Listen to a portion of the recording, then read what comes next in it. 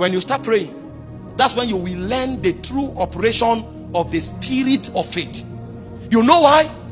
There are times when you will pray and pray and pray. The more you pray, the more the warfare will increase. Unless you have not known travail. The more you pray, the more the attacks will increase. The more you pray, the more the battles will increase. The more you pray, the more tighter your life will increase. One of our sisters in church came to my house a day before I left for South Africa. She's a general in the army. And she's a woman. She's in the Air Force. She's an air commodore. And she came to me and was weeping. She said, when she was living her life, slow and steady, enjoying herself, things were not so tight. She said, now that she has committed to God and prayer, even the position she occupied, they've withdrawn appointment from her. Everybody has ganged up against her. I say, are you not aware that you troubled the demons in the territory? Are you not aware that when you started praying, you were reconstructing the realm?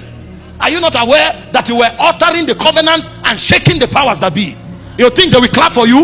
Every time you say thy kingdom come is a declaration of war. So what will happen to you as you start traveling is that God will teach you the way of faith. In fact, you will sense that God is happy with you when you adopt that path. Because Hebrews 11 verse 6 says, without faith it's impossible to please God. So this is not the kind of faith where you decree and take. This is the kind of faith where you walk through the fire, you are not burned. You walk through the waters, you are not drowned. I'm teaching you this to prepare you. Because hear me, you know I began by teaching you the ministry of the word. When we enter this frequency, one of the ways God blesses you is that he gives you personal instructions.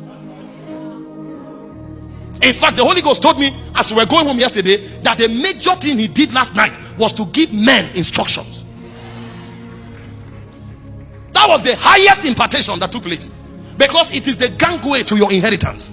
But hear me, as you begin to bet, if you don't adopt the way of faith, at some point you will fall. You will change your mind. You will run back. But the Bible says we are not of them that run back unto perdition. It says we continue to the saving of the soul. And so the first code of the believer that gives himself to travail is the code of faith. Living by faith. This is what Habakkuk 2 verse 4, Galatians 3:11, Romans 1:17, Hebrews 10:38, all verbatim. The just shall live by faith.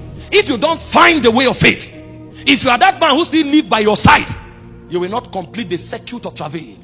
Believe me, you will fight battles.